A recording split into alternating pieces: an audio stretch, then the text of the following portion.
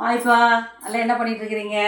எல்லாம் மத்தியான சாப்பாட்டுக்கெல்லாம் ரெடி பண்ணிகிட்ருக்கீங்களா? இல்லை என்ன இன்றைக்கெல்லாம் ஞாயிற்றுக்கிழமை எல்லாம் அப்படியே இன்றைக்கெல்லாம் வேலை இல்லை, ஸ்கூல் இல்லை, அதனால் கொஞ்சம் அப்படியே டல்லாக உட்காந்துட்டு வீட்டில் டிவி பார்த்துட்டு ஜாலியாக இருப்பீங்க. இன்றைக்கி அம்மா வீட்டில் என்ன நான்வெஜ் செய்கிறாங்க, என்ன மட்டனா சிக்கனா மீனா அப்படிங்கிறது தெரிஞ்சுருந்தாங்க. ஆனால் நான்வெஜ் தான் என்ன செய்கிறாங்கங்கிறத எனக்கு கண்டுபிடிச்சிருந்தா கமெண்டில் சொல்லுங்கள். பாருங்கள்,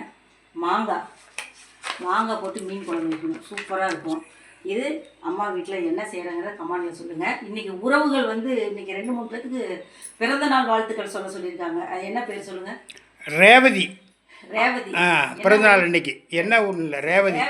ஹாப்பி பர்த்டே ரேவதி. பல்லாண்டு தாத்தா பாட்டி 2 பேருமே. தாத்தா பாட்டியினோட ஆசீர்வாதம் உனக்கு என்றும் உண்டு. நல்லபடியாக சீரும் சிறப்புமா வாழ்க வளமுடன்.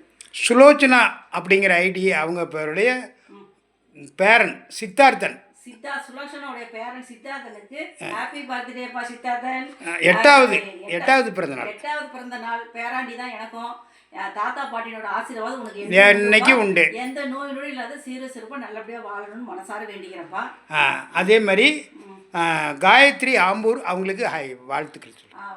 காயத்ரி ஆம்பூர்லேருந்து ஹாய் சொல்லியிருக்காங்க. ஹாய் காயத்ரி, பல்லாண்டு நீ வாழணும்னு மனசார வேண்டிக்கிறப்பா. தீர்க்க சுமங்கலியாக இருங்க.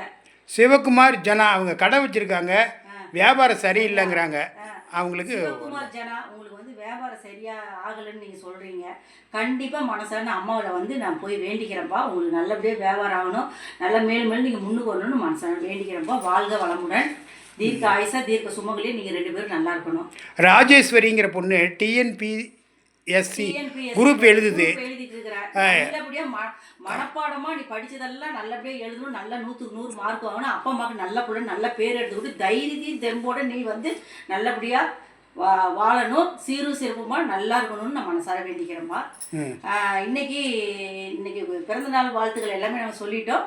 அம்மா வீட்டில் என்ன மதியானம் சாப்பாடுங்கிறத நீங்கள் தெரிஞ்சுதான் கண்டுபிடிச்சா சொல்லுங்கள். மதியானம் உங்களை சந்திக்கிறேன். ஓகேங்க, பாய்ங்க.